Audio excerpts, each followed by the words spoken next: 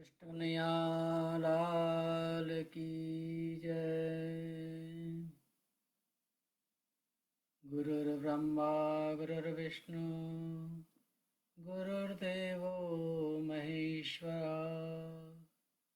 गुरुर्साक्षात् परब्रह्म तस्मै श्री गुरवे नमः। कृष्णाय वासुदेवाय हरये परमात्मने प्रणतक्लेशनाशाय गोविन्दाय नमो नमः। श्रीकृष्ण राधा वरगोकुलेश गोपाल गोवर्धननाथ विष्णु जिह्वे विश्वामृतमेतदेवं गोविन्ददामोदरमाधवेति।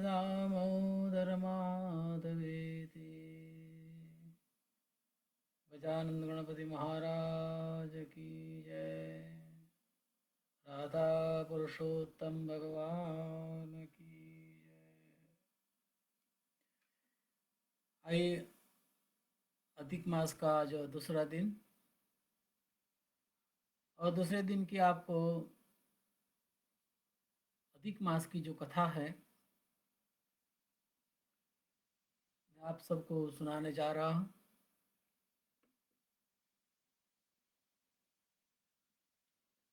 जैसे मैंने कल बताया था कि अधिक मास में दान पुण्य का बहुत बड़ा महत्व कहा गया। मंदिरों में दान पुण्य करना चाहिए, ब्राह्मणों को दान पुण्य किया जाता है, गरीबों को खाना खिलाया जाता है। और इस महीने में अधिकस्य अधिक फलम, जितना आप दान पुण्य करते हैं, भक्ति करते हैं, प्रभु का स्मरण करते हैं, प्रभु का चिंतन करते हैं, तो कई गुना फल प्राप्त होता है। और कल जैसे मैंने बताया था, इस अधिक मास के जो स्वामी है वो भगवान स्वयं श्री कृष्ण है। जैसे कल हमने बताया था आपको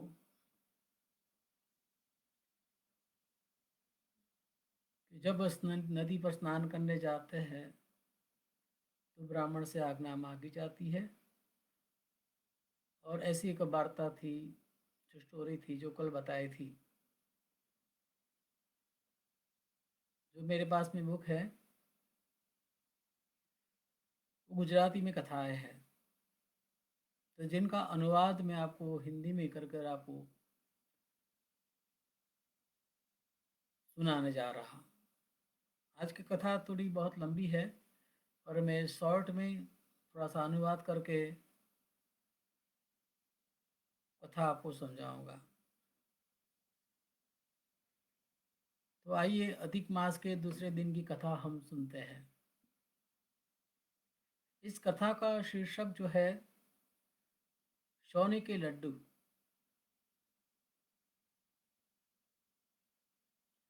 सब लोगों ने खाए होंगे, आटे के लड्डू खाए होंगे, बूंदी के लड्डू खाए होंगे।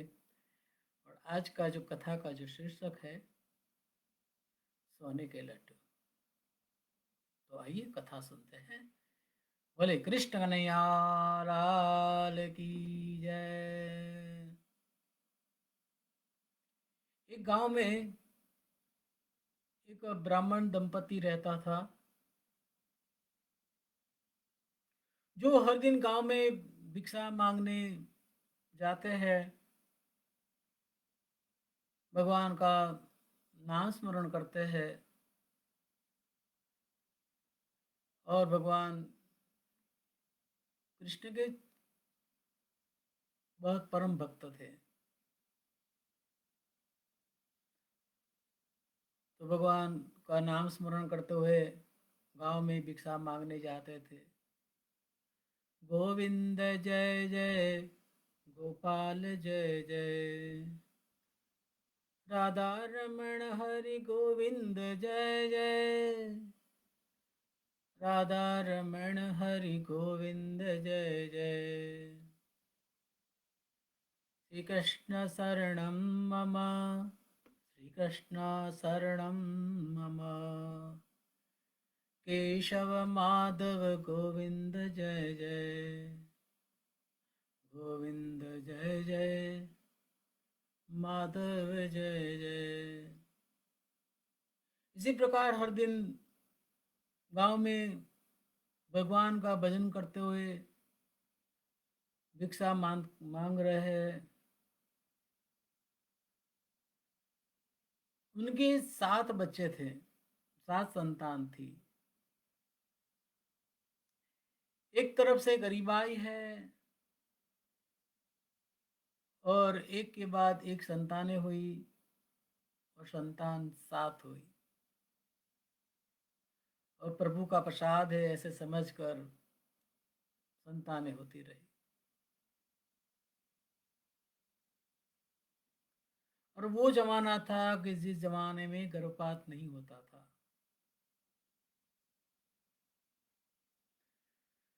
ये उस जमाने की कहानी है, आज के जमाने की कहानी नहीं है। मगर उनकी पत्नी बहुत समझदार थी। जो भी उनके पति भिक्षा मांग कर लाते थे उसी से उनका गुजारा चलता था।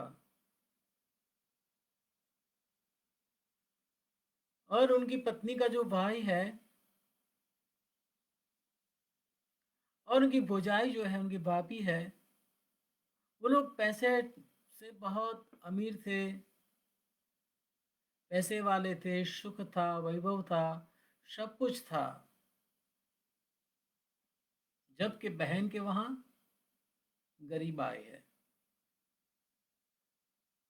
मगर कभी भी बहन ने भाई से मांगा नहीं।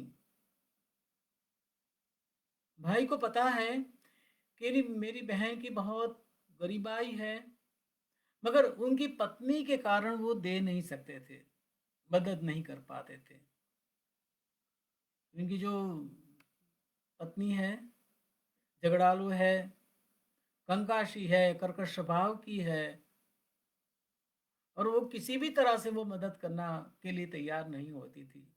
कई बार भाई उनको समझाता था कि भाई मेरी बहन है, उनकी 7 संतानें हैं और भगवान ने हमको बहुत कुछ दिया है। और दूसरा है कि हमारी तो कोई संतान भी नहीं है, उनकी कोई संतान भी नहीं थी। और भगवान ने इतना सारा दिया है, मेरी बहन को 7 संतान दी है, तो क्यों ना हम मदद ना करें। मगर उनकी पत्नी मानने के लिए तैयार नहीं है। ऐसे तो वो धर्म से मानने वाली थी, ऐसा भी नहीं था कि वो धर्म को नहीं मानती थी, मगर मदद करने के लिए तैयार नहीं थी।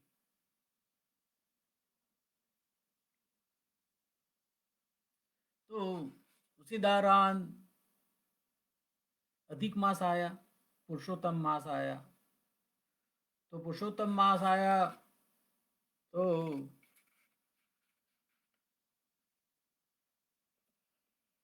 जो उनकी जो पत्नी है वो भगवान का व्रत करने के लिए तैयार हुई। और उनकी जो ननंद है वो भी भगवान का व्रत करती है पुरुषोत्तम मास के।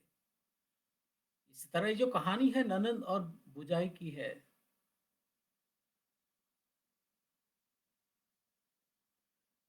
तो दोनों हर दिन नदी पर स्नान करने जाते हैं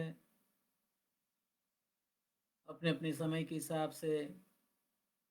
वहाँ पर जो नदी पर जो ब्राह्मण होते हैं, पंडित जी होते हैं, उनका वो पूजन करते हैं, उनके कथा सुनते हैं और भगवान का नाम लेकर ननन और भुजाई दोनों भगवान का व्रत किया। अब जब पुरुषोत्तम मास परिपूर्ण होने आया, तो जो भुजाई है, जो भाभी है, उनके कुटुंब परिवार को सभी को आमंत्रित करती है और सबको बुलाती है कि आइए, मैंने पुरुषोत्तम मास का उपवास किए थे, व्रत किए थे, तो उनका उद्यापन करना है, तो मेरे घर प्रसाद ग्रहण करने आए। जबकि जो उनकी ननंद है, जो गरीब है, जिनकी 7 संतान है, उनको कहती है, देखो तेरे तो 7 संतान हैं, तेरा पति है और तू है, आप सब लोग मिलाकर 8 लोग होते हैं। आप लोगों को भी मेरे घर भोजन करने के लिए आना है, पर तब आना है कि जब मैं आपको बुलाने आऊँ। अन्य लोगों को टाइम से कहा कि भी आपको दोपहर को 12 बजे आना है। जब ननंद को कहती है, जब मैं आपको बुलाऊँगी तब आना है। आपको आना है, पर मैं बुलाने आऊँगी। जब तक मैं बुलाने नहीं आती हूँ, तब तक नहीं। ननंद को बहुत बुरा लगा कि मेरी भौजाई मुझे किस तरह से आमंत्रित करना चाहती है। ऐसे कोई आमंत्रित करते हैं कि मेरे घर आना, मगर जब हम आपको बुलाए तब आना। दुखी हो गई, परंतु फिर भी उन्होंने कुछ कहा नहीं।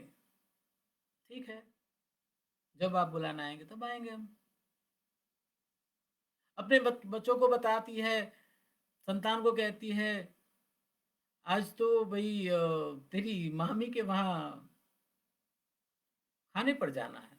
तो बच्चे बहुत खुश हो गए, क्योंकि गरीब घर में तो गरीबाई है। अब अच्छी तरह से कोई खाना नहीं मिलता है, और यहाँ तो पुरुषोत्तम मास के लड्डू खाने हैं। कभी लड्डू तो उनकी माँ बनाती नहीं थी, क्योंकि ऐसी परिस्थितियाँ ही नहीं थी। तो सारे बच्चे तो भाई तैयार हो गए, चलो आज तो मामा जी के घर जाना है, मामी के घर जाना है, लड्डू खाएंगे, अच्छे अच्छे पकवान खाएंगे, मिष्ठान खाएंगे। हाँ, तैयार हो गए, खुश हो गए। और माँ कहती है, जब मामी बुलाने आएगी तब जाना है। फिर बाद में दोपहर का समय हुआ, तो बच्चे कहने लगे, चलो मामी के घर जाते हैं खाने पर। तो माँ कहती है, देखो बेटे, अभी नहीं, जब मामी आएगी तब जाएंगे हम, और आप जाओ खेलने जाओ। इस तरह अपने बच्चों को समझा बुझा कर उनको खेलने के लिए भेज दिया। और फिर बाद में वहाँ तो धीरे धीरे वहाँ पर तो जहाँ भुजाई के वहाँ सब कुछ वहाँ पर परिपूर्ण हो गया, व्रत हो गया, मगर वो बुलाने आई ही नहीं। और ऐसे ही सारे बच्चे भूखे ही सोने गए, सो गए। अब माँ सोचती है, आज मेरे बच्चों को कुछ खाना नहीं मिला, और खाए पिया बिना ही ऐसे ही सो गए। पर हाँ, मेरी भुजाई ने जो खाने की जो पतवारें होती है, जो पत्तों से बनाई जाती थी पहले के ज़माने में, केले के पत्ते होते हैं, खाकर के पान के पत्ते के जो जो बनाई जाती है, उस पतवारी को उन्होंने फेंका होगा। तो पतवारियों के साथ साथ में थोड़े से कुछ तो अ, लोगों के खाए हुए जो लड्डू के जो टुकड़े हैं, वो तो वहाँ गिरे ही होंगे।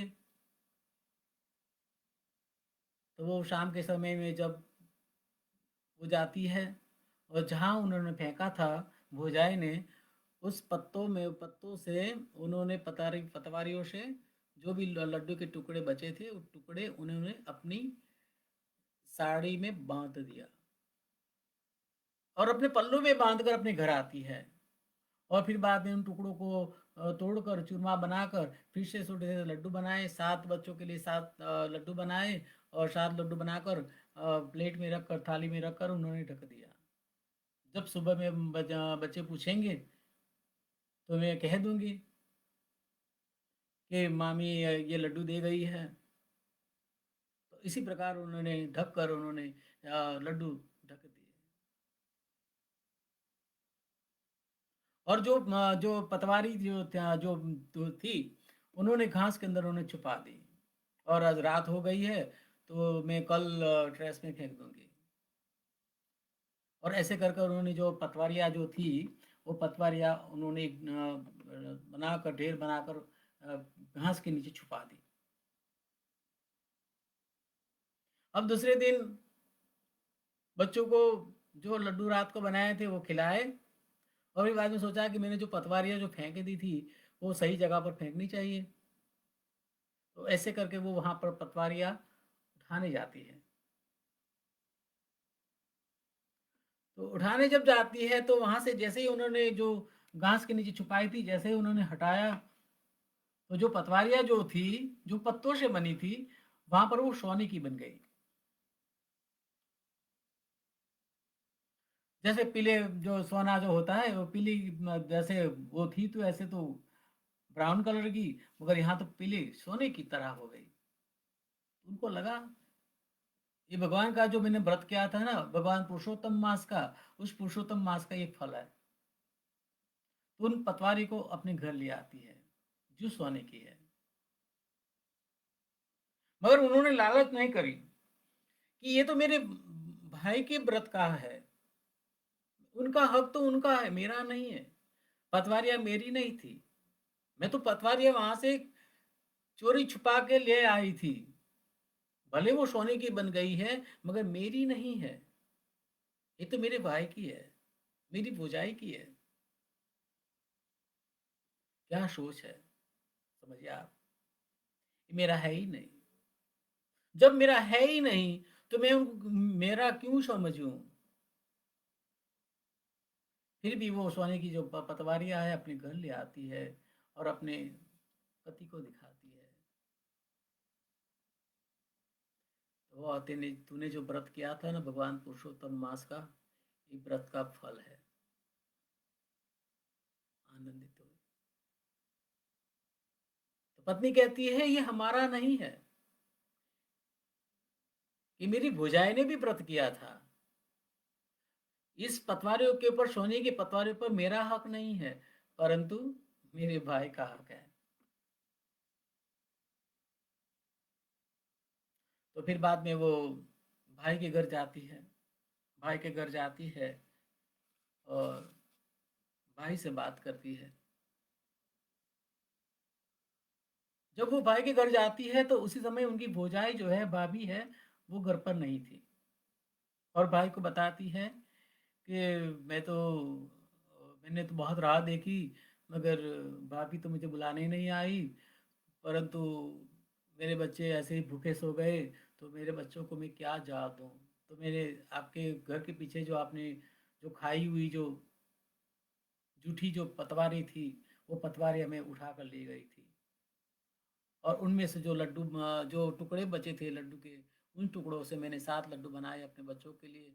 और फिर बाद में वो पतवारियाँ मैंने मेरे घर के पीछे छुपा दी थी। जब आज मैं सुबह में वो फेंकने गई कचरे में, तब मैंने देखा कि तो पतवारियाँ सोने की है, परंतु इस पर मेरा हक नहीं है, वो तो आपका है।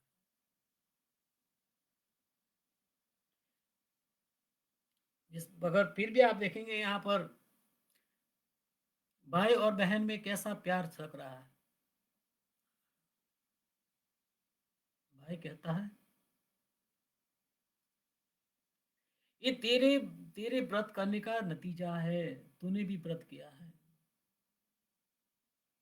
ऐसे तो और बहुत सारी पतवारें पीछे पड़ी है मेरे घर के पीछे, पर तू जो ले गई ना, वो ही सोने की हुई है। तो ये तो भगवान पुरुषोत्तम भगवान का व्रत का फल है। तेरा हक है, तू ही ले जा। और उन्होंने अपना हक नहीं जताया। और उन्होंने ऊपर से कहा, "तू भी भगवान पुरुषोत्तम मास के व्रत का लोगों को खाने पे बुला, ब्राह्मणों को खाने पे बुला। जो सोने की जो पटवारियाँ हुई हैं, उनको बेचकर जो पैसे आते हैं, उसी से आप भई जो ग्रोसरी सामान है, जो भी लड्डू के सामान, जो प्रसाद का सामान लाना है, वो लाकर आप भी खिलाइए और आप अपना उद्यापन का जो व्रत है, वो आप भी करें।" ऐसे बहन को समझाया। तो फिर बाद में बहन वहाँ से वहाँ कुछ जाओ और बाद में तुझे ये भी करना है, तुझे हम लोगों को भी आमंत्रित करना है। जैसे तेरी तेरी भौजाई ने, तेरी भाभी ने तुझे जैसे इनविटेशन दिया है, आमंत्रित किया था, वैसे ही तुझे भी करना है। तुझे भी यही कह जाना है कि जब मैं आपको बुलाने आऊँ, तब आना। ऐसे भाई ने समझाया। बहन फिर बाद में घर जाती है और जो सोने की पतवारियाँ है, वो बेच देती है और उसी ज़माने में बताया गया बुक्स में 3,000 रुपये आए थे। 3,000 रुपया उस ज़माने के, आज के ज़माने का कहो तो 30 लाख हो सकता है। और उन्होंने बहुत बड़ी जैसे भोजन के लिए लोगों को, गाँव के काफ़ी लोगों को बुलाया, काफ़ी ब्राह्मणों को इनवाइट किया उन्होंने, बुलाया और फिर बाद में भाई के घर आकर भौजाई को कहती है, "मेरे घर आज मैंने भी पुरुषोत्तम मास का उद्यापन किया है, आप भी मेरे घर आना और मैं आपको बुलाने आऊँगी, स्वयं आऊँगी आपको बुलाने के लिए।" उन्होंने ऐसा नहीं कहा कि मैं जब बुलाने आऊँगी तब, परंतु उन्होंने इस तरह से कहा, "मैं आपको खुद लेने आऊँगी।"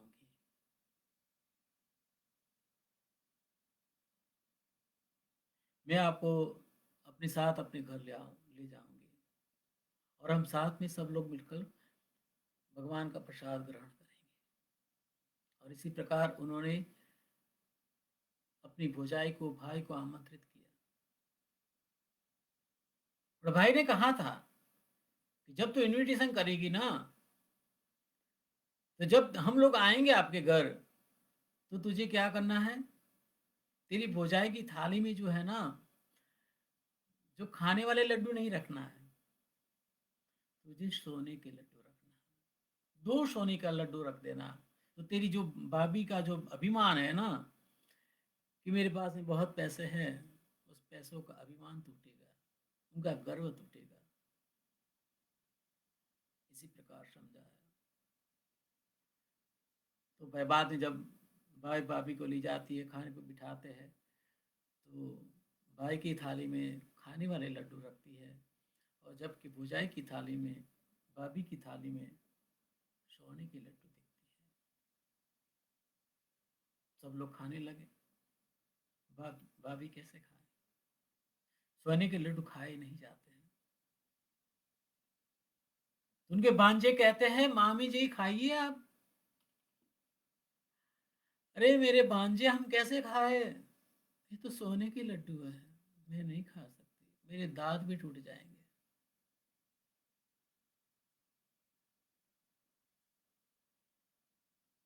मेरा अभिमान है, मुझे जो पैसों का अभिमान था, जो मेरा वैभव का अभिमान था, आज मेरा चकनाचूर हो गया।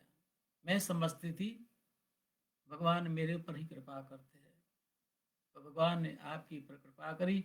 बाद में सारी बातें बताई गई, घटनाएं बताई गई, क्या क्या हुआ। उन्होंने कहा पतवार में जूठी पतवारी में ले गई थी और उसी पतवारों से मैंने लड्डू बनाकर अपने बच्चों को खिलाया, मगर वो पतवारी सोने की हो गई और उसी सोने की पतवारों को मैं तो ले आपको देने आई थी, मगर भाई के ना कहने के ऊपर बाद में मैंने पुरुषोत्तम भगवान का व्रत का उद्यापन करने के लिए वो पतवारें बेच कर मैंने भगवान का उद्यापन किया। और इसी प्रकार उनका गर्व का जो अभिमान था, वो अभिमान उनका टूट जाता है और टूट जाता है। और बाद में भगवान पुरुषोत्तम भगवान की कृपा से, आशीर्वाद से ये सारी चीज़ें हुई है। तो इसी प्रकार वो सारे बाद में अपना अभिमान तोड़ने के बाद में सभी लोग अच्छी तरह से वहाँ भोजन लेते हैं, ग्रहण करते हैं और भगवान पुरुषोत्तम भगवान से हाथ जोड़कर भगवान से प्रार्थना करते हैं हे परमात्मा, आपने कृपा करी। और भगवान से कहती है बाद में पुरुषोत्तम भगवान को, हे पुरुषोत्तम भगवान, मेरी भुजाई की वहाँ कोई संतान नहीं है, तो परमात्मा आप कृपा करें उनके वहाँ संतान हो। और उसके बाद में भगवान की कृपा से, आशीर्वाद से अपने भाई की वहाँ पर भी संतान होती है। और फिर बाद में हर जब जब 3 साल में पुरुषोत्तम मास आता था तो भगवान का वो व्रत करते। तो कहते हैं अंत में कहा, हे पुरुषोत्तम भगवान, जैसे ही आप उस ब्राह्मण दंपत्ति का, उनके भाई का कल्याण का इसी प्रकार आज कथा जो सुन रहे हैं अभी या बाद में सुनेंगे, उन सभी का कल्याण हो।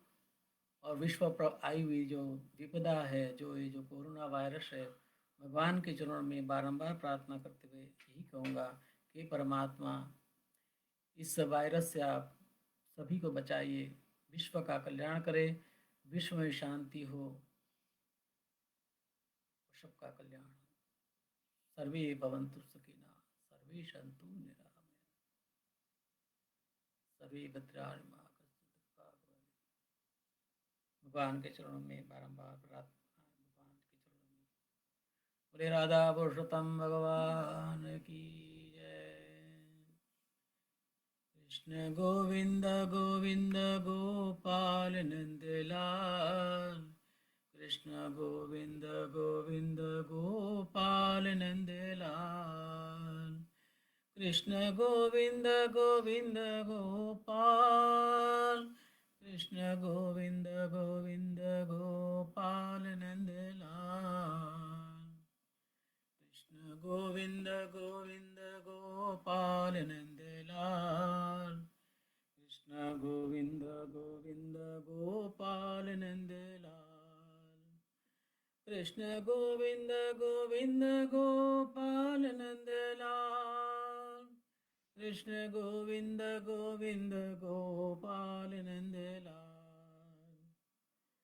कृष्ण गोविंद गोविंद गोपाल नंदलाल, कृष्ण गोविंद गोविंद गोपाल नंदलाल, कृष्ण गोविंद गोविंद गोपाल नंदलाल, कृष्ण गोविंद गोविंद गोपाल नंदलाल, कृष्ण गोविंद गोविंद गोपाल नंदलाल, कृष्ण गोविंद गोविंद गोपाल नंदलाल, कृष्ण गोविंद गोविंद गोपाल नंदलाल, कृष्ण गोविंद गोविंद गोपाल नंदलाल, कृष्ण गोविंद गोविंद गोपाल नंदलाल, कृष्ण गोविंद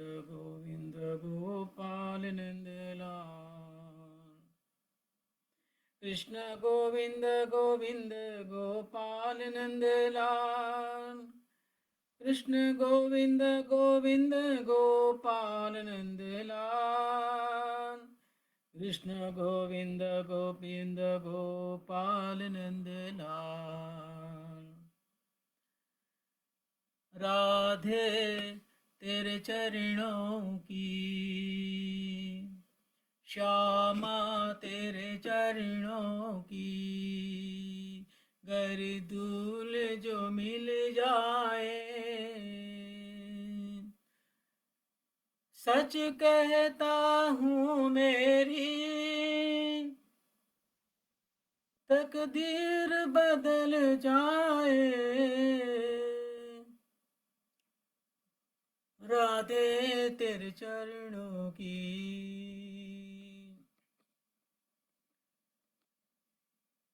यह मन बड़ा चंचल है,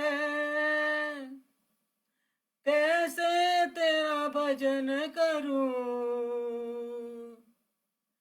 जितना इसे समझाऊं उतना ही मचल जाए।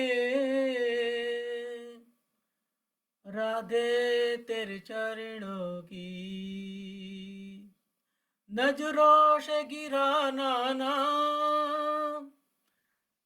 चाहे जितनी सजा देना, नजरों से जो गिर जाए मुश्किल ही संभल जाए। राधे तेरे चरणों की, राधे मेरे जीवन की बस एक तमन्ना है, तुम सामने हो मेरे,